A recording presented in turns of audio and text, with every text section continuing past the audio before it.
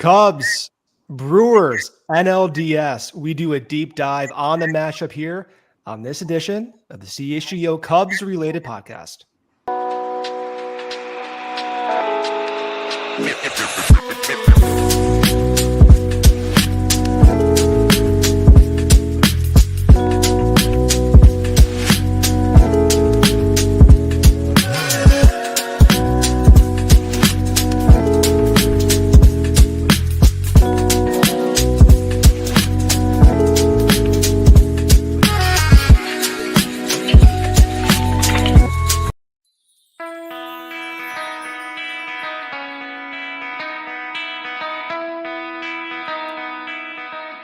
This is the CHGO Cubs related podcast. My name is Brendan. Corey, just to be upfront, his grandma's turning 90 years old. So I thought, you know what, go celebrate your grandma's birthday. I'll get Kevin Wells on here. We'll talk about this past Padres series, preview every single trend we need to follow for the upcoming series against the Brewers. And Kevin, like Corey, he was at the game yesterday. He can give the same type of feel for what it was like there in that series clinching win. What's happening, Brendan? Great to be on with you, man. Thanks for having me on. I don't know if I can give you the exact Corey reaction, but I will certainly do my best. That man was more nervous than I think I've ever seen a human being in any type of situation ever. I mean, so I was sitting in a section over from his, and I was like, hey, man, I'm at the game. You want to meet up? He came up to me and goes, hey, I gotta do all my stuff before the game starts, but it's really good to see you. He we talked about it. He goes, go Cubs, go. He's got his earbuds in. I know he's listening to Pat on the pregame show. And you know what? At the end of the day, they got the win. But I felt so bad for Corey. I thought I was nervous going into that game. Corey was at a new level. He's exactly who you think he would be at those games. First time I went to a Cubs game with Corey was 2016. It was game 2 of the NLCS against the Dodgers. I see him before the game. We may have said 10 words to each other the entire game. And this is not even being hyperbolic. Literally 10 words the entire game. And so if you think Corey's that nervous during the wild card series, the DS is worse, the championship series is worse, the World Series is, don't talk to him whatsoever. Like all of us. I mean, that's why in some respect, I may not want to go to playoff games because I can't handle it, dude. It was a lot, man. It was a lot. Games 1 and 3, and it was a lot. I felt like I boxed 12 rounds with Mike Tyson both games. Like I left the stadium feeling just like euphoric and unbelievable. Yeah. But I was like, oh my God, I'm gonna crash. I'm exhausted. And I just sat there stressing out the whole time. We were talking about this, Corey and I, yesterday. This is the first series win, obviously, since 2017. And it feels so much different than the DS was in 2017 for obvious reasons, right? I mean, of course, you're coming off a World Series win in 2017. But we were discussing how, in hindsight, we almost took 2017 for granted. Like the craziness of that national series. I had no idea it would be literally 8 years until we do this again. And so the feel for this series and winning this almost was like unpressuring the bottle. Finally, we can move on from some of the disappointment over the past 8 years. Finally, you have Arrieta and Anthony Rizzo coming back to Wrigley Field and moving on. And we can kind of put to bed a lot of these narratives that we've had over the past 8 years and secure and feel what it was like to win a playoff series. It was so good. And it was one of those memories where I think regardless of what happens, and, make no doubt about it, we're going to be disappointed if things don't go as we hope, but make no doubt about it as well. We will remember just that feeling of winning this series at Wrigley Field.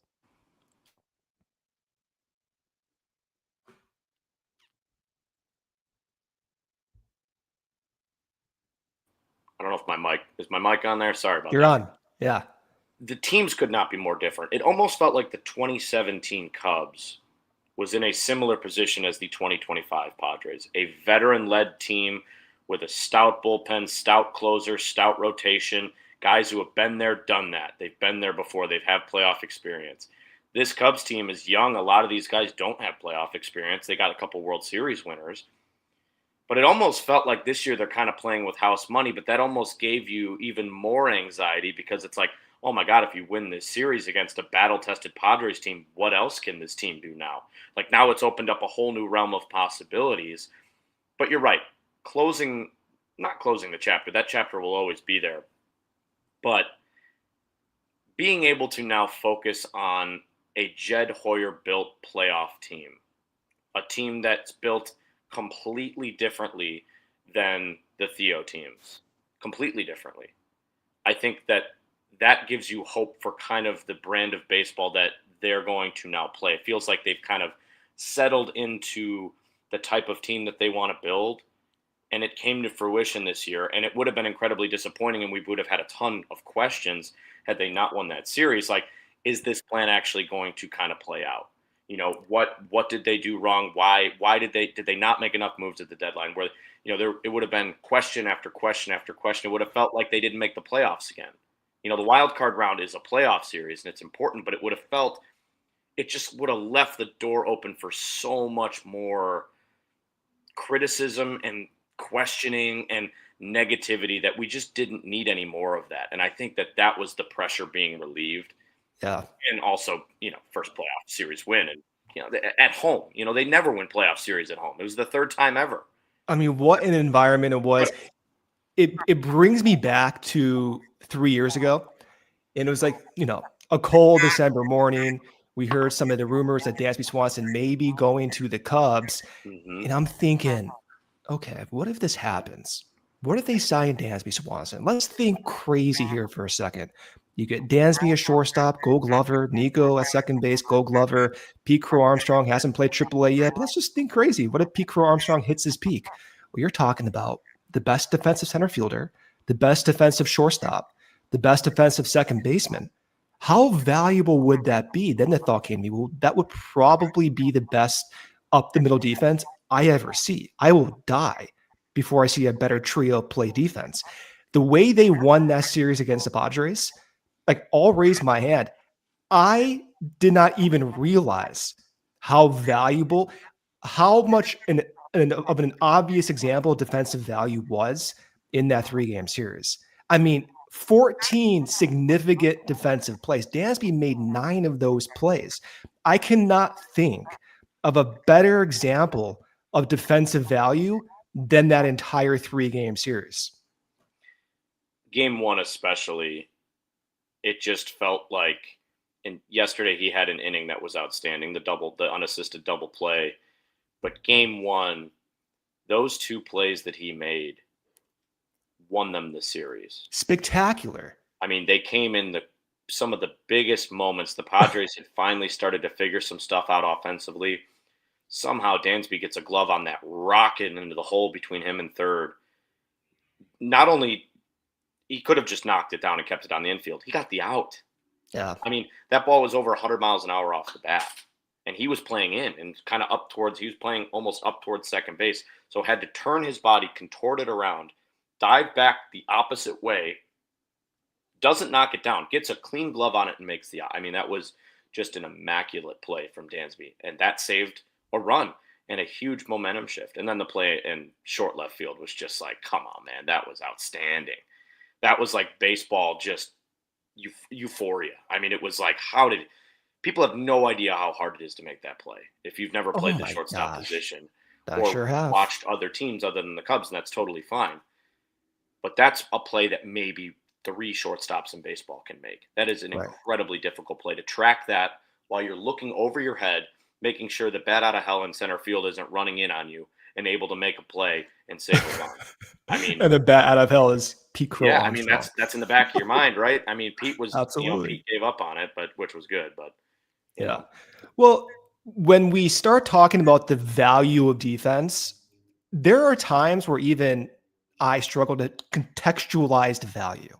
And so I can go back to this series and be like, hey, this is the value. There's no better example of defensive value than these 3 games. You have the Padres manager saying, basically, Dansby Swanson's your MVP solely because of the glove. And the way this team was built, in addition to the defense, you have to give credit to Tommy Hottovy. I don't know if you saw him because you were at the game, but when Pete made that last out, they had the camera pan to the dugout. And you know who was dead center, celebrating, going nuts? Tommy Hottovy. He's been with this team surviving, if you want to call it surviving, multiple managerial jobs. And he's been here all along, bridging the gap from the past to the present, building the pitching infrastructure we're talking about, working with new coordinators, working with new coaches, being the cog in this entire operation. He gets to celebrate his first playoff series win, doing so with non-roster invitee Brad Keller pitching significant innings, Drew Pomeranz having not pitched for 3 seasons, coming over in the middle of the year, pitching significant innings, having Daniel Palencia be that middle game weapon, that fireman. And you know who's in part responsible for all of this? It's Tommy Hottovy. And the way the Cubs win games and the way they will have to continue winning games is dependent on making those guys click. It won't just be this year, it will be next year and the year after. And the reason they're even playing the Brewers and the Brewers are playing the Cubs is because both those teams this year, well, they've made hits on those relievers. They boosted their pitching value from unexpected players. That's how you win. We can talk all about free agent money and signings, and believe me, we will. But the ability to hit on Brad Keller, make a trade for Kittredge, have Daniel Palencia, have Jameson Taillon completely revamp his repertoire, by the way, have Javi Assad maybe pitch significant innings, which we'll get into, have Matthew Boyd be 190 inning guy and undervalued in the offseason. Incredible what they've done.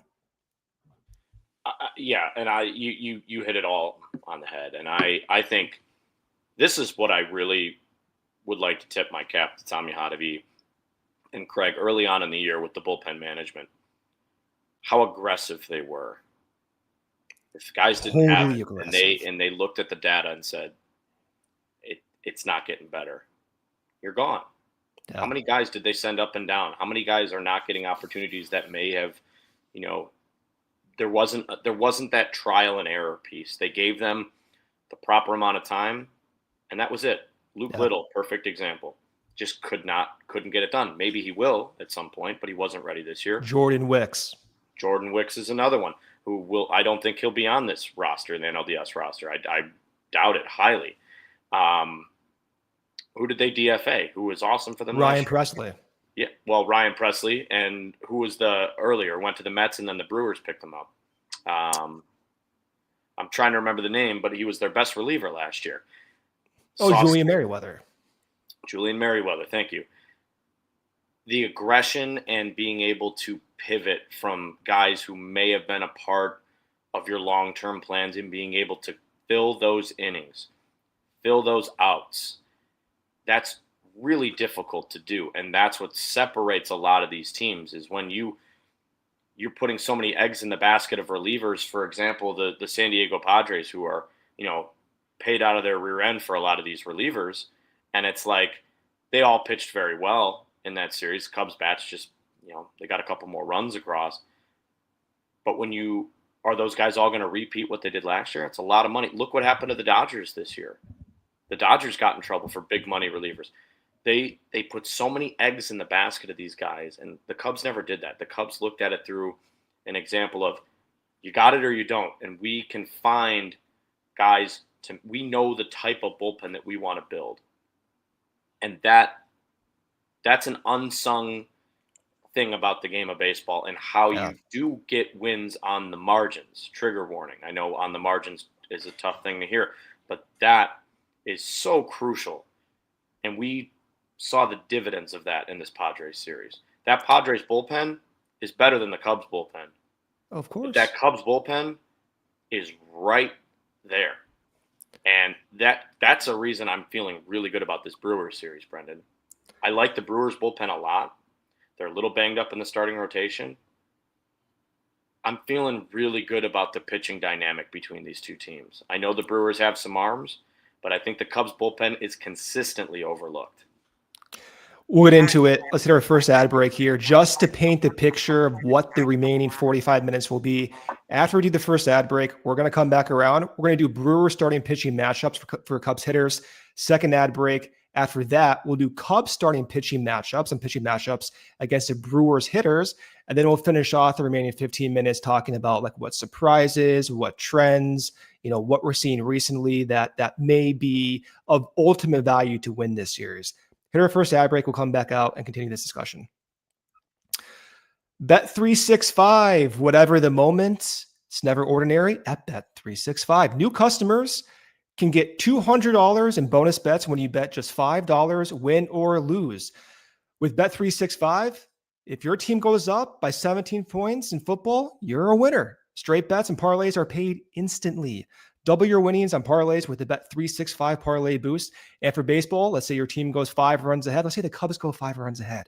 Please, God, you win right away. Straight bets and parlays marked as winners instantly. So download the app and use code CHGO365 when you sign up. And breaking news from Bet365, playoff season is here. New customers get $200 in bonus bets when you bet $5, win or lose. Sign up with code CHGO365, deposit $10, place a $5 bet, and you'll get $200 in bonus bets no matter what.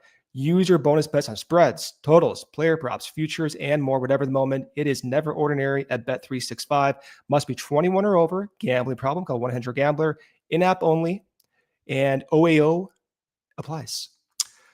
Toyota has 25 vehicles with available all-wheel drive and four-wheel drive. The RAV4 brings legendary versatility. The Grand Highlander is adult size, third row is four-wheel, and the Tacoma's wild side, that comes standard. From job size to camp size to game nights, there is an all-wheel drive or four-wheel drive Toyota to get you there in style. Find yours at toyota.com or visit your Chicagoland Toyota dealer today. Toyota, let's go places. And hey, why not upgrade your fandom too? Become a CHGO diehard.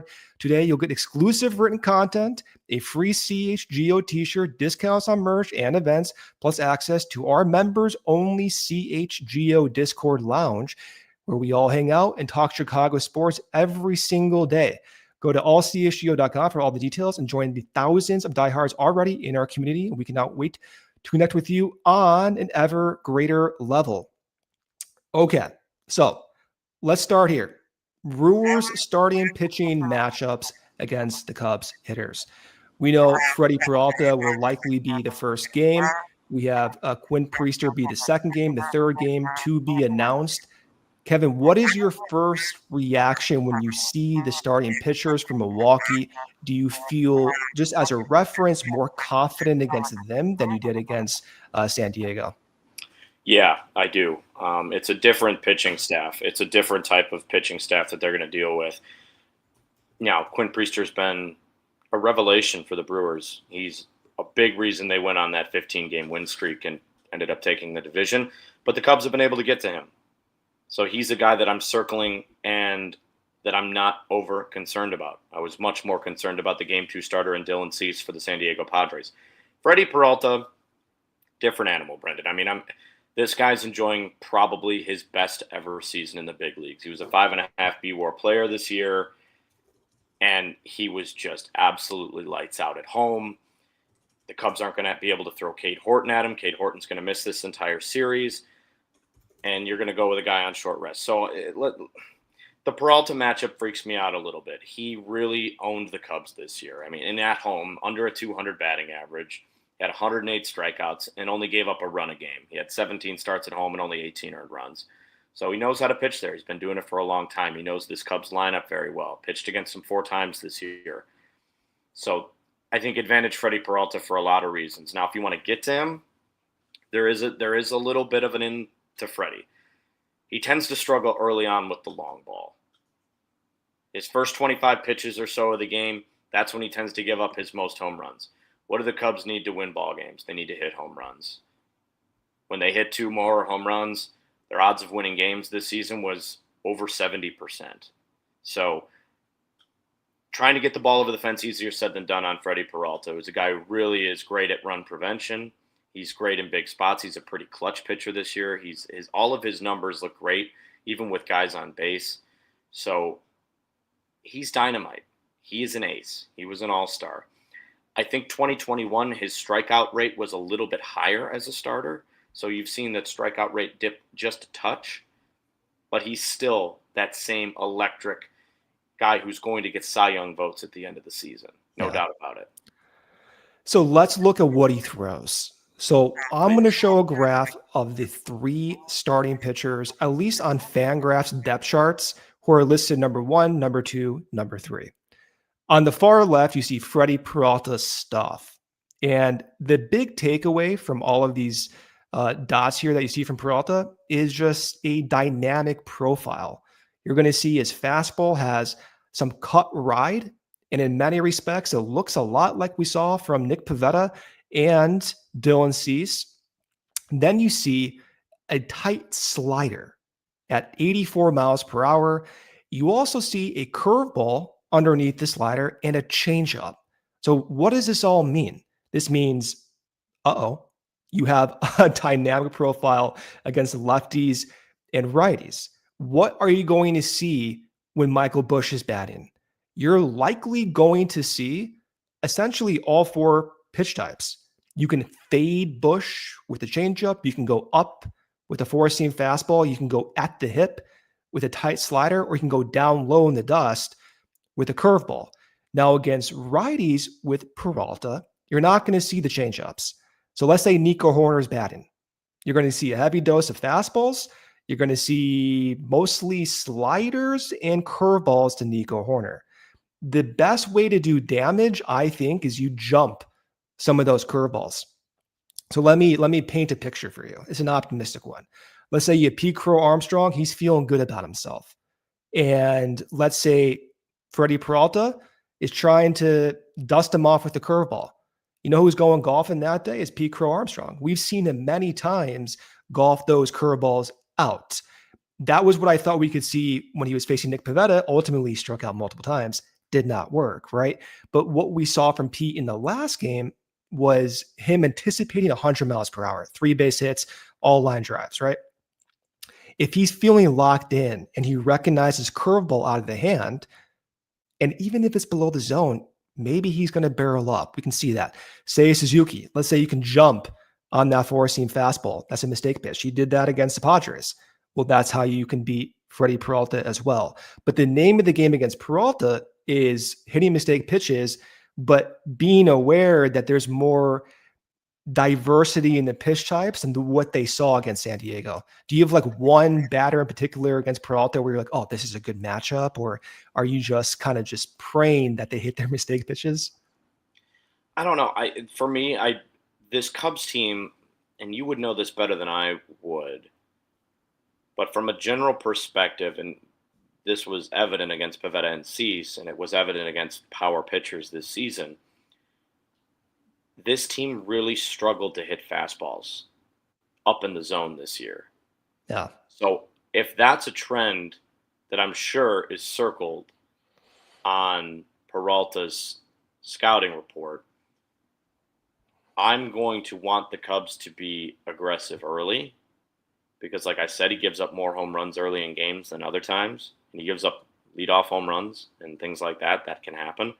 So, but for guys like Pete Crow Armstrong, I'm kind of going to base my opinion on that, on how he played in Game 3. I thought the 2-strike approach was excellent, and it looked so much more – he just looked like so much more ready for the moment against fastballs. He's the guy who can pull a 100-mile-an-hour fastball over the fence. We saw him do it against Hunter Green this year. Yep. But everybody else on that team seems to struggle with the high heat. So this team knows how to take pitches. Peralta doesn't walk a lot of guys. So that's why I'm going to urge you to be a little bit more aggressive early on, because I don't think you're going to get many walks from him in his home park. It just doesn't really happen. It hasn't happened this year. So Carson Kelly, so the high fastball, his home run in Game 1, high fastball off Pivetta. Say Suzuki's home run was on a mislocated fastball. look at Kyle Tucker. So Kyle Tucker may not have had the, sparkly series, but he was jumping 99, 100 miles per hour in at his hands. And honestly, he was getting around on those pitches. Again, I know he didn't have like a very standout series. Some of the contact may have looked weak, but it was different than what we saw in August and September before he kind of broke out, where he was getting around on the ball. Now, I was listening to Ron Coomer on the radio broadcast for some of the game, and he was noticing that. He's like, oh, Tucker's kind of jumping these pitches. So you talk about high fastball. Well, we just had Carson Kelly go yard off a high fastball. Pete Crow Armstrong was hitting high fastballs. Michael Busch, that home run you just saw against Suarez, 98 miles per hour at his wrist, right? So they have the capacity to hit those high fastballs. It's a matter of like expectations and working the at-bat where you can kind of just not luck your way into it, but you increase the odds of like clicking and locating that high fastball. Well, that's good to hear. And honestly, the Tucker thing, and I'll focus on him for a moment. He never looked, I would agree with the jumpy. He never looked, though, super uncomfortable up there, which I thought was great. No. You can miss a ton of games and still swing and look comfortable. Honestly, I'm not going to say he looked like good, but there were many swings where he looked like himself. In that game 3, base hit to the right side, that line drive to right field, that was what we saw from Tucker. When Morahan was out there was a home run against the Diamondbacks earlier in the year. Forgot what lefty it was, but he threw like a fastball inside to Tuck, and Tucker just hit the hell out of the ball. That was the go-ahead homer, right, in April? It was. He had another one in Chase Field as well. I think it was 2 different ones. Okay. And it was almost like the image came back to me because he got around on it. He just missed it. So the swings, I think, look pretty good. So I was left away with Tucker wanting more, don't get me wrong, but not coming away from that series thinking, oh my God, he looks like what he did in mid to late August.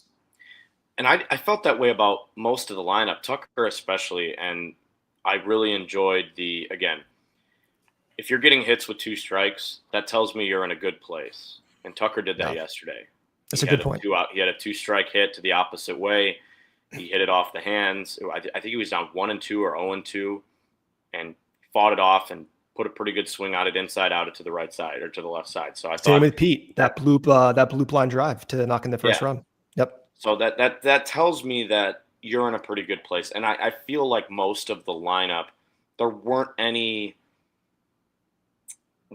swings that were like, oh, whoa, he's not even close. Hap had a couple, but then he turned it on and was fine. And he hits these valleys sometimes, so it's not like I'm going to be concerned about it. I thought the meat of the lineup and the guys you needed to play, PCA had a couple bad ones in the first game. The first game, he was all over the place. But I didn't feel – that's who Pete is.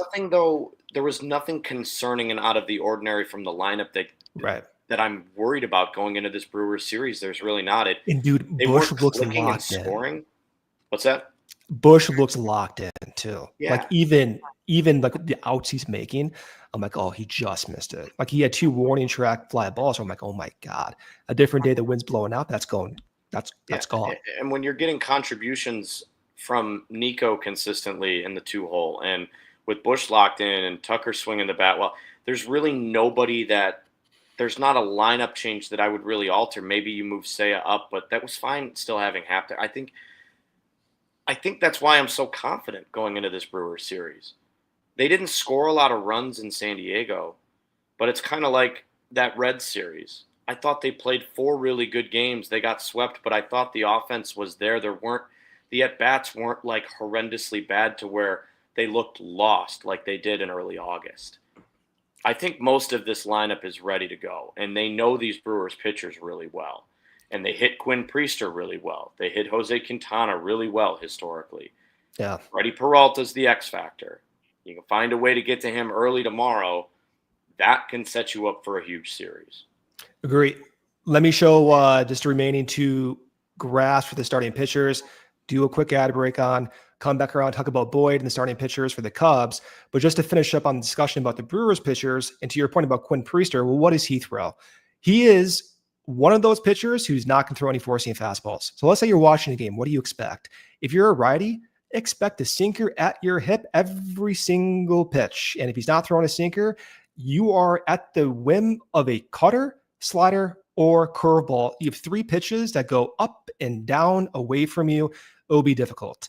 So he's one of those pitchers who the Cubs frankly don't see often, and he will be difficult to hit. Now, let's say the third game, we'll see what happens there. Maybe it is Quintana, maybe somewhere we're not talking about. Let's say it is Chad Patrick. He's been in, not Iowa, but AAA off and on. He's like Jason Mott. I remember Jason Mott for 2015 and starting pitching for him. No changeups, no sliders, no curveballs. You're getting a heavy dose of fastballs, whether it be a cutter, four-seam, or sinker. That matchup would be interesting. I can see the Cubs just making a ton of contact, working that pitch count up. Those are your 3 guys. Let's do the ad break here, come back around, talk about the starting pitching matchups that the Cubs have against Milwaukee. 4 Seasons Heating, Air Conditioning, Plumbing, and Electric. Winter will be here before you know it. Is your home's heating up for the challenge? Do you have a plumbing emergency? Well, you can call 4 Seasons Heating, Air Conditioning, Plumbing, and Electric. If you have an electrical emergency, guess what? Call 4 Seasons Heating, Air Conditioning, Plumbing, and Electric.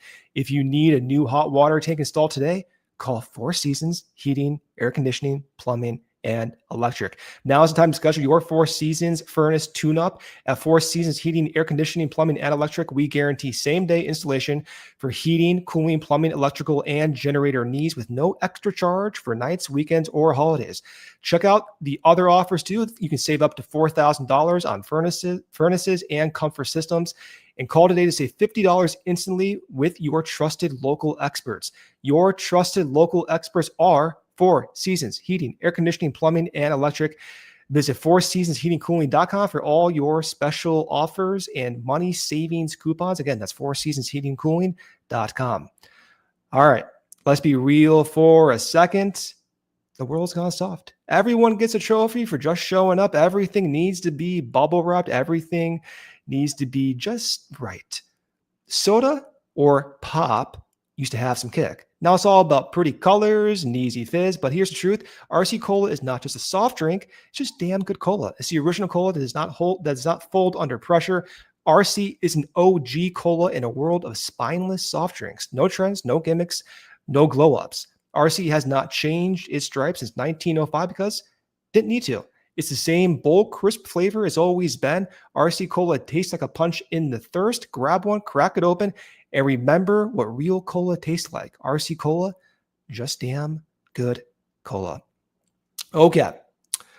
The game 1 starter for the Cubs is Matthew Boyd. Matthew Boyd off 3 days rest. He was warming up in the bullpen in game 3 against the Padres. We may have seen him, who knows? But the first thought that comes to mind with Matthew Boyd is, whoa, 3 days rest. This is a pitcher who did not look as particularly best in the remaining 6 weeks of the season. First reaction from you, Kevin. What do you think about Matthew Boyd in game 1? I don't love it. I don't love it. And I'm a Craig Counsell. I agree with Craig on 99% of his moves. I'm one of those people in Twitter mentions saying, why are you hating on Craig Counsell so much? Like I am a believer in the numbers, and I'm surprised that this is their first move. Do you have a preference who would have pitched game 1 other than Boyd? Were you thinking of someone else? Yeah, I think I probably would have started with Colin Ray, or Javier Assad, 2 fresher arms, but I don't want people to take this out of context and say, oh my God, he hates the move. No, I don't hate the move. I don't hate it. Matthew Boyd has been their most consistent arm this season. He's been awesome. He had a rough September. He kind of had his last start of the regular season was good. Game 1 of the postseason, he looked pretty good. So there wasn't a lot of. There was a little bit more hard contact than I would have wanted to, a little bit less swing and miss than I would have wanted to see. I'm just surprised because the way Jed and Craig have operated last year and this year is with incredible certainty and delicacy with these pitchers. I'm just surprised that they're going with him on 3 days rest when you could give him a full 5 days in game 2 and go with a fresh arm. But maybe this is about the bullpen being used so much in game 3 that you want to see how, and Boyd only throwing, he threw less than 60 pitches in game 1. Maybe this is, let's see if he can get us 5. He's our most consistent guy. He works fast. He's been in these moments before. He's our best opportunity to win a game against a guy who's not going to give up many runs on the other side. Maybe that's their form of thinking. There's got to be some sort of number statistic behind this. And if I heard it from them, and that's why, if I heard that reasoning, maybe we'll hear it tomorrow from Craig. Maybe I can get on board with it. But for now, my gut reaction is, I don't know, man. I would have waited. I would have waited till game 2. What do you do you agree with me? Do you think that's just kind of a meatball-y armchair take? I don't know. I understand why Boyd is going. If you have to really push me to make a decision, I would have gone with Boyd in game 1 as well. Okay. Here's the reason why. First and foremost is 3 days rest coming off an outing in which he only threw 58 pitches. It's not a full workload on the previous game. Right. Number 2, the reserve arms, they are rested. So for all we know, this is a 3-game burst for Matthew Boyd. You talked about Colin Ray. The pitch types that Milwaukee crushes are 4-seam fastballs, splitters, and sliders. Let me just paint this picture, okay? So let's look at changeups. On the left is every single Brewers batter run value against a changeup or a splitter. Most of it is red. Jackson Churriel, red. Christian Yelich, red. Sal Frelick, red. Andrew Vaughn, red. Let's look at the 4-seam fastball. Most of it's red. So you just negated 50% of Colin Ray's pitches in the first inning. Now, that's one potential explanation of not going to Colin Ray in the first inning. With Matthew Boyd, it's also not really a good matchup either.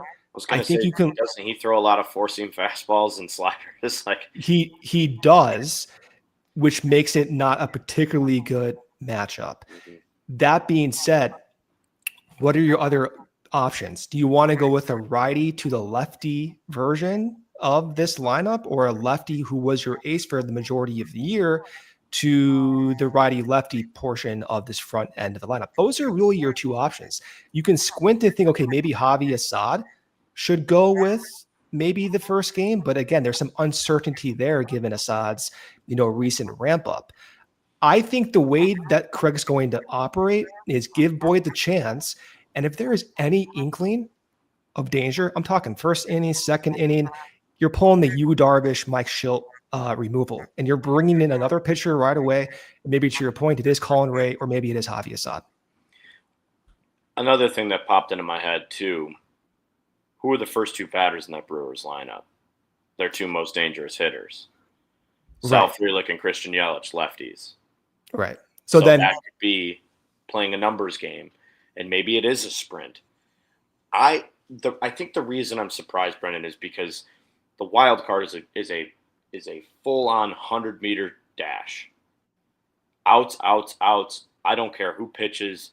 We need to win 2 games. The NLDS it's slower. You got to win 3 games. You're going to need more arms. They had 14 hitters on the wild card roster. They're not going to have 14. They're going to have 13 and 13 coming up here in the DS. Almost a guarantee they're going to add another pitcher because you're playing more innings. You're playing more games. I think with the number, part of me says have a fully rested Matthew Boyd for game 2 so you can let him loose. But I also see the part where this is going to be the hardest game to win. This is the guy we trust the most since we can't throw Cade Horton out there. He's not ready. He wouldn't have been ready. He's on the IL. He wouldn't have been ready until game 5. So part of me understands that. and having the two lefties and Sal Frelick and Christian Yelich, the two best contact hitters in the lineup right off the bat. If you can get through one inning with those guys, that tends to make sense to me. And you're right. Soroka, Savale, who knows the Brewers very well, was just in the organization for a couple of months there, fully rested and ready to go. So he's going to have some options in there should he get in trouble, because the Cubs' high leverage relief arms were used a lot in the San Diego series, but they've had a full day now to rest, and it does seem to me that it will be a piggyback situation. Because he threw 58 pitches, right? So where are you going to have a specific plan in place to pull him out? Is there a pitch limit? Is there a watermark of danger that Craig automatically starts thinking about? Like, I'm really, really curious in his thinking in here and how he chooses to deploy Boyd tomorrow. Did you hear how he talked? Did you hear how he talked today? He says, we're going to see how these guys throw today and then make our decisions and then make our plans. You talked about fatigue and all of that. They have ways to measure this now. So they can measure, okay, what is your fatigue level compared to what we should expect from 3 days or 5 days? Is there any type of similarity of 4 or 5 days rest that you're showing in just your 3 days? And you take the honest feedback from the player. You look at some of like the biomechanics, which they've invested so much on.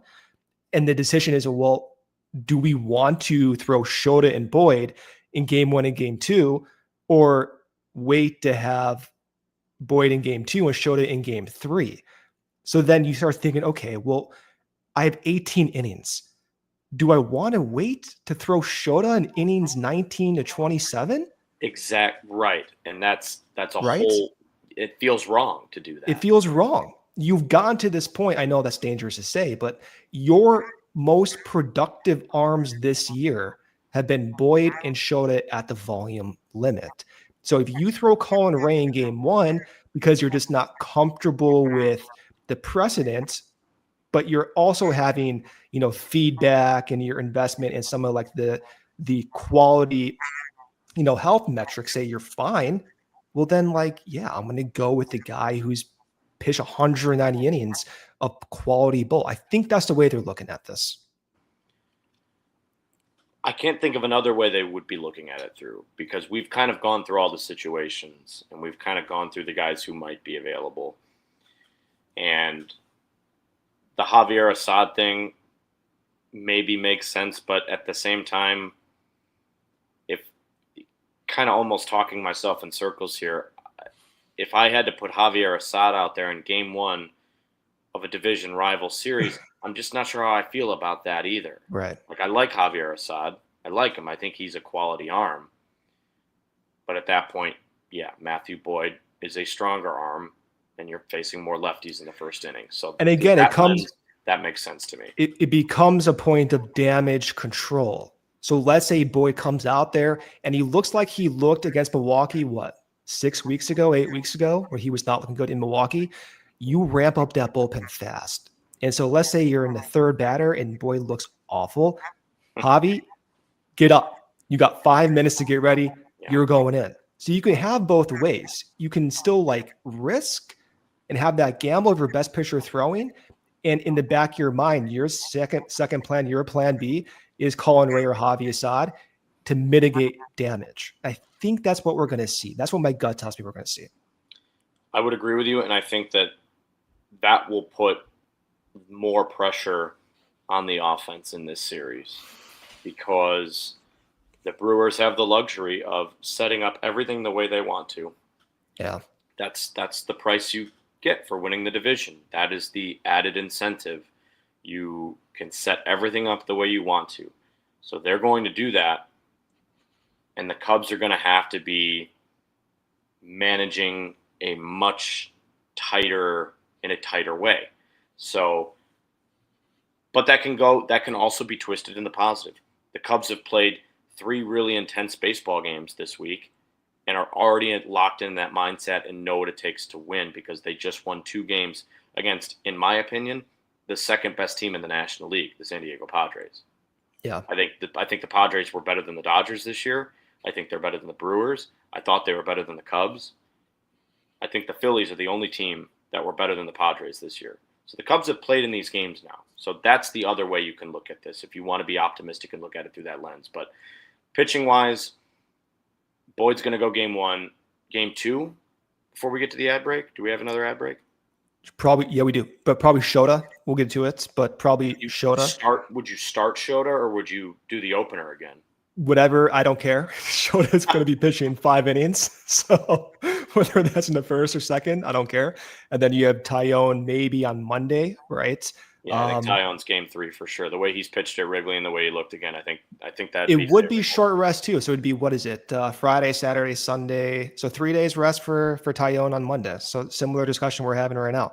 So, we'll see. You win the first 2 games, then that decides what you do for game 3, vice versa. You lose 1, win 1, lose 2. It changes how you approach game 3.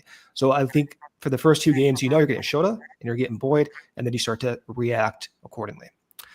All right. Last ad break here. Finish up, talk about some of the remaining matchups and just what we hope to see and expect, and maybe some surprises this NLDS.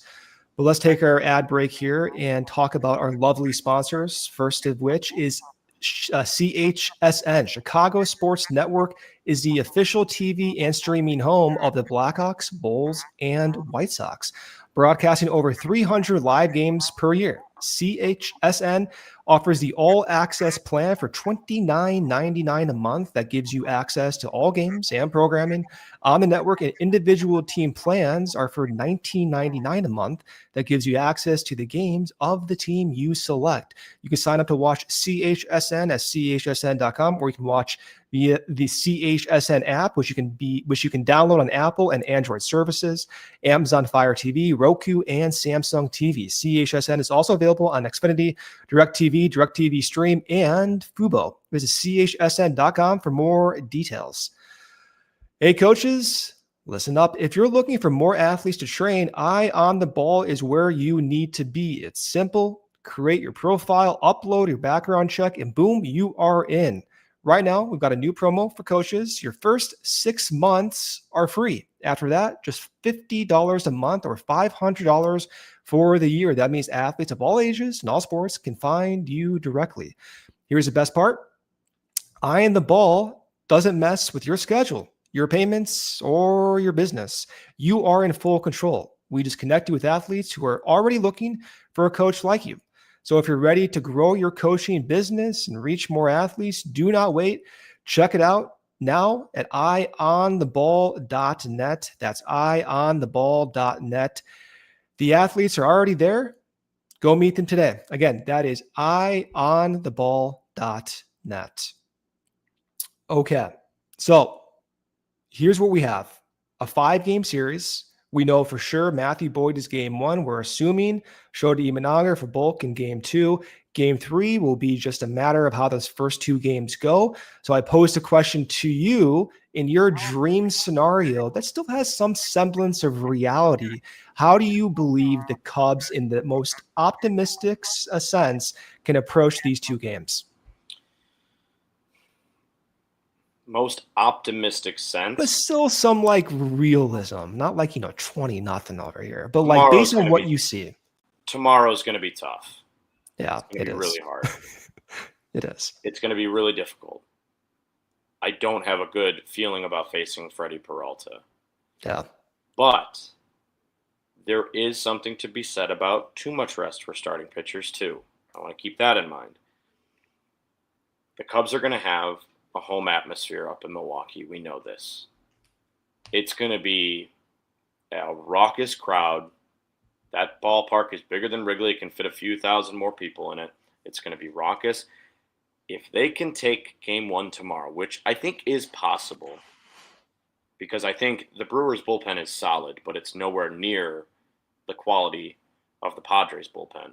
So just at McGill, their closer, McGill, he just came back from injury. And just to go off your point, his most recent outing, throwing 3 miles per hour slower than what we saw for many months. Not good. And it's something to keep your eye on. Yep. The other thing with the Brewers offense, They single you to death. They don't hit a lot of home runs. They are near the bottom of the league in barrel percentage this year. That's a huge knock against them. And I don't want that to go overlooked here. Everybody watching and listening to this show. We know how much home runs mean in the postseason. The Cubs may not have been in the postseason the last few years, but we've all sat here and watched these games. The Brewers, if you can keep them in the park and out-homer your opponent, you're going to have a great chance to win this series. That's why I think I'm feeling really confident about winning this series. Because this Cubs offense right now, as we said earlier in the show, they're hitting the ball again. They didn't score a lot of runs in that Padres series against an elite staff. But there's no at-bats that are scaring me, and guys are hitting. And you have Seiya hit home runs. He's hit a lot of home runs in the last week. Michael Busch.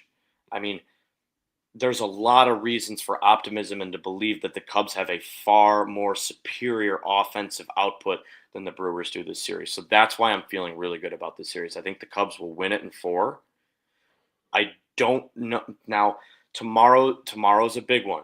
You win game 1, 72% of the teams who win game 1 in National League Division Series history go on to win the series. That percentage is even higher for teams at home. That doesn't mean it always will happen. And with the Cubs and Brewers, these two teams know each other very well. It's not going to be a sweep one way or the other. One team is going to get a game. But man, the Cubs have momentum on their side. They have Wrigley North on their side. They have an offense that looks to be putting together some really good at-bats on their side. And they just beat a really damn good baseball team. I'm feeling pretty good, and I think you should be too. In my optimistic sense, I'm trying to bite my teeth into something that I can really hold on to. And what I'm coming away with, maybe a realistic chance of happening, is jumping on those fastballs. San Diego, Nick Pivetta, Dylan Cease, they have similar fastball shapes as Peralta. So as a matter of volume, recency, repeatability, the Cubs are entering a game where they will see the third starting pitcher with a similar fastball shape. Naturally, your body reacts. We saw a hint of that with P. Crow Armstrong in game 3. We saw a hint of that with Kyle Tucker in game 3 as well. We've already seen Carson Kelly go yard on that pitch type. Seiya Suzuki's hitting balls down the lines, hitting balls out of the ballpark. That is what I'm trying to grasp onto as the biggest sense of optimism. The biggest sense of pessimism is that Peralta is the guy who he's been for the majority of his last 3 seasons. And then in addition to that, baseball in 5-game series, really anything can happen. So all of the talk you and I are having right now about, shapes, right, might not mean a damn thing. It may not mean a damn thing. And the way the Padres series worked out, for me, the very last out he made was hit 100 miles per hour straight up to planet Mars. If that ball is hit 10 degrees lower, that ball's going over the ballpark. He had the exit velo. He just missed it. And we're not even having this discussion right now. This is truly the stupidest sport in America. In football, when you go into playoffs, the better team more times than not wins. Basketball, the entire regular season, basically spring training into the playoffs, and then you just have those, most of the times those juggernaut superstars get you through. In baseball, you get to the playoffs and you hope, oh God, please let the ball go my way. In baseball, the goal for the front offices, as they have said, is to make the playoffs 80% of the time, 4 times in 5 seasons, 8 times in 10 seasons, because they know once you get to the playoffs, crazy stuff happens. And so the way the Cubs are playing, maybe their momentum has that craziness go on their side. And maybe everything we're talking about does lend them to winning these games. But I'm never confident. And that's not a cop-out. I think it's absolutely dumb to be confident going into a playoff series. I really do. You can't convince me otherwise. I mean, all the betting lines are like plus 100, minus 115. Even if you're the Dodgers playing the Reds. The Dodgers nearly lost to the Padres last season, right? They almost got bounced in a bullpen game against the Padres in Game 4. If I was the Dodgers in this series playing the Reds, though, I would have been pretty damn confident. I'm just gonna tell you, I would have been pretty damn. I have Dodgers friends, Kevin. They were not confident. Okay, so you talk about us in following our warts on this team. Oh my God, you would think Roberts was the worst manager in the league over the past 10 years, right? Yeah. Like everyone follows. Yeah, everyone follows their team, and they think their team is doomed because they're looking at it every single day. This is the sport. This is what we signed up for. If I could go back in time, I would not let my family make me watch baseball. This has been the worst thing for my health. No, I would not. I love it and I hate it. I love it and I hate it. I have been the least productive I have been this week in the past 10 years. Like I can't focus on anything but this stupid team. Like I think I'm actually getting sick, like legitimately physically ill because of this team this week. Did you wake up in the middle of the night at all before Game 1? I woke up 3 times. Dude, I texted Corey this. I'm like, this is after Game 1. I'm like, I had a dream the Cubs lost Game 2 and Pete Armstrong hit a home run in Game 3. I have what do you call it? Not to do a free ad here. I have what's it called? A whoop. You know, a whoop? Yeah. Heart rate through the roof, up 3 beats per minute during the night. This is on my high stress. Like, oh my God. Yeah, we're all the same, man. We really are all sick individuals. You, me, really Corey, the whole CHGO Cubs crew. I mean, it's fun. It is there is so much to this game that will frustrate you to ends you never thought possible. But boy, those highs are high, man. Dude, when Pete caught that last out yesterday, that was awesome. It's like the biggest sense of relief and euphoria you can possibly get, man. Like I was sitting amongst 7 people whom I've never met yesterday.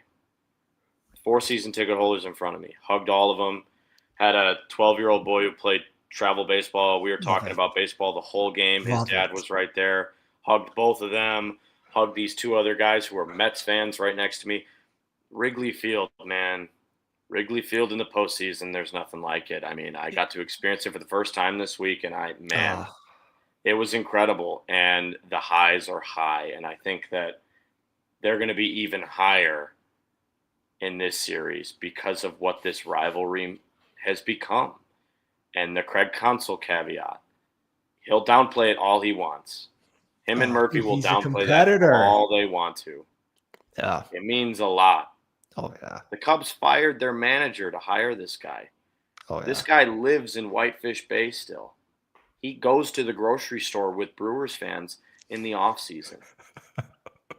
Don't tell me that this series will not mean something. There is a lot on the line here. And I think the Cubs are built for it. And it's a silly sport. They're going to have a lot's going to have to go their way in this series. There's no doubt about it. But there's a lot going for them right now, too. And sometimes it can be hard to notice that when, God, the pain we are going through in the second half, to start the second half, I mean, it was tough. But being able to really look at 162 and say, what kind of a team do I have? And am I confident in this team in the postseason? This week should prove to you why this team has a shot. Yeah. No doubt. We'll do a little bit of overtime here. Sean, I think hit the overtime button now. I don't want to go overtime.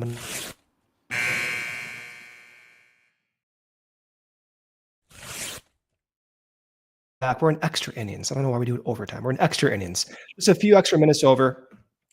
What I will also say is these moments, these playoff moments, the wild card series win, I'm so sick that I track time based on how good the Cubs are. So I put myself in 2003. I'm like, oh yeah, 2003 Cubs, Marlins, all that nonsense. 2004 is disappointment.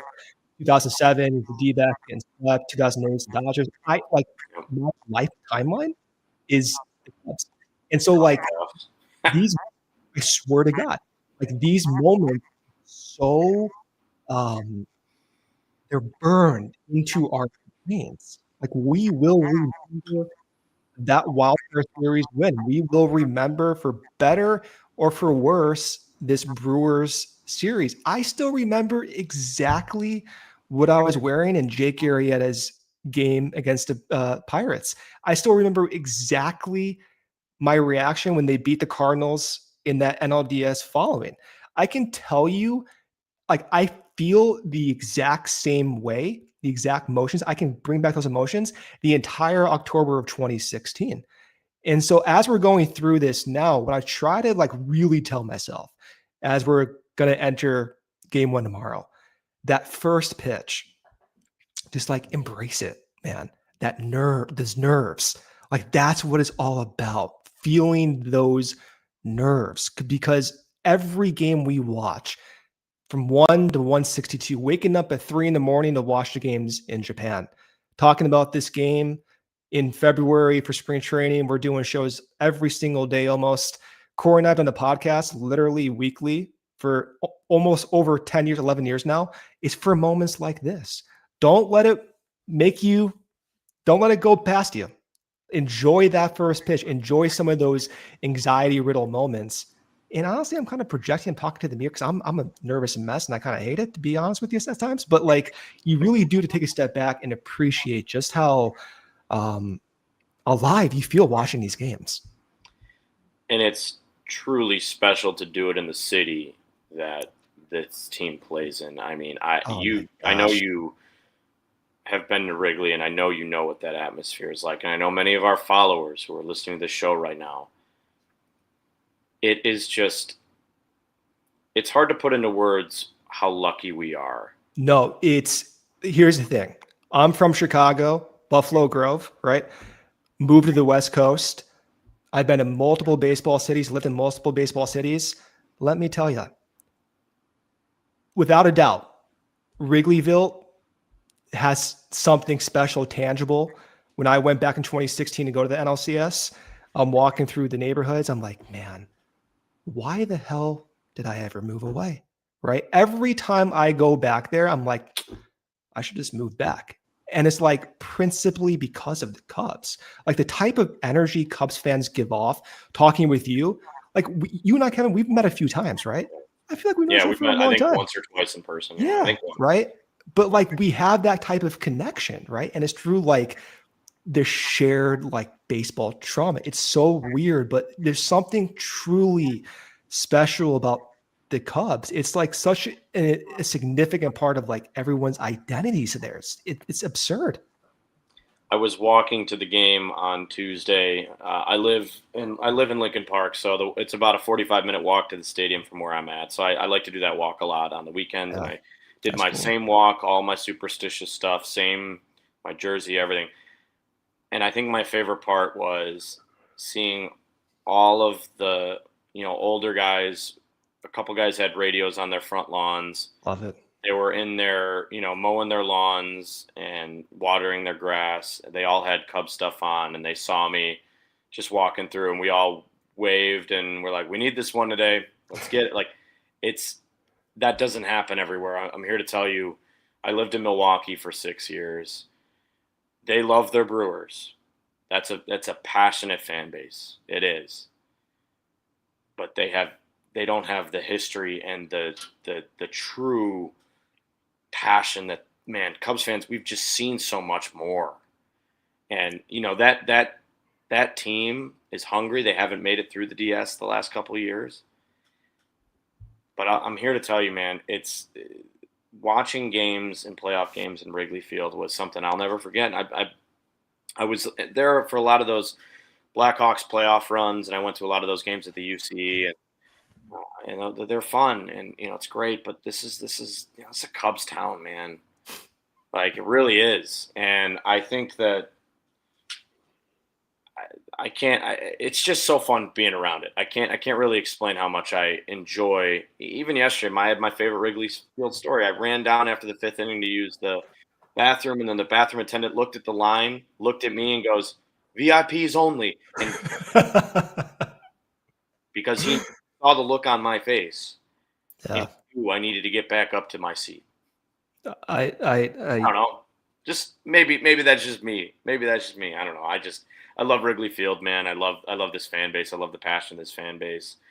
And winning a series at home, I thought about my grandfather and all these games we used to go to when the Cubs were losers, and that was their thing. And now they're not losers anymore. Oh, man. Yeah, these games mean a lot, and everything has changed. And I want everybody to keep that same energy. Yeah, man. It's just like this is what it's about. I mean, again, this is what 2003, 2007, 8, 15, 16, 17. I mean, like, you can count how many times I've been in the playoffs on our hands, and we've watched thousands of games. And so I'm reminded of myself. You talk about, radios. You just sneak in pocket TVs to class. Pocket TVs. This is before iPhones. This is before even playing games in your calculator. You just sneak in pocket TVs to class to watch Cubs games. Go to the library, watch game day. I never watched the games on TV. I had to watch it on game day because I moved when I was like, 8, 9-year-old kid. So these are such integral moments. And one of my last thoughts before we sign off is I'm so happy that the next kind of face to lead this wave is Pete Crow Armstrong. One of my favorite things to watch lately is how kids my age, when I got into baseball, react to Pete, and like seeing their reactions in the stands or on the stadium. Like, oh my, like that was me. And then Pete embraces it. I'm like, oh, like baseball's in good shape. Like the Cubs are in good shape. Like, and a lot of that is driven by how Pete interacts with everyone. I'm so happy that not only that are the Cubs good, but they genuinely have someone to like bring in fans like you and I were when we were 11, 12 years old. Everywhere I've gone this summer, non-Cubs related, bar, community pool, whenever I saw 12-year-old kids out playing ball at the park, whatever park I would go to, if I'm on a run or if I'm on a walk, whatever it is, I can't tell you how many times I just heard guys yelling, like kids just yelling in between. Look at this catch! I'm like Pete. I'm not making that up. Right? Like, I know you're not. To get in the pool. I know you're not. All these kids have their baseball gloves that they're all talking about Pete. It's amazing. And he's done an excellent job with this, and I hope that we can eventually have him on the show to talk to him, because he just seems like just such an excellent human being and someone that is going to take this team to new heights. I don't know if it'll be this season. I don't know. He hasn't had his playoff moment yet. I don't know if it will come this year, but it will. I can confidently tell you that he's done everything the right way. And you're right. I'm happy for him that he's not letting the moment get too big for him. First 2 games sucked, and he comes out and has 3 hits yesterday. And he said, whatever. If that were me, I would have been mad up on the podium. I would have been like, yeah, man, I suck, and I got to do something different. And he just channeled it perfectly. I love it. The kid's awesome. I love those are the marks of professional hitters, and a lot of that is because of Justin Turner and newly acquired Cub Carlos Santana. Need a new mug too, Pete. So I need a new banner right there. Yeah, need a new banner. Let's wrap up here. Kevin, thanks for filling in for Corey. We'll be back next Thursday. Hopefully we win that game 1. If we don't win game 1, God help us all. We'll get through Sunday, come back on Monday, hopefully win game 2. If we don't win game 2, I may not go to work those next couple of days, but hopefully we can come back around and win game 3. Thank you for listening. We'll be with you next week. As always, go Cubs. We all silly like the mayor.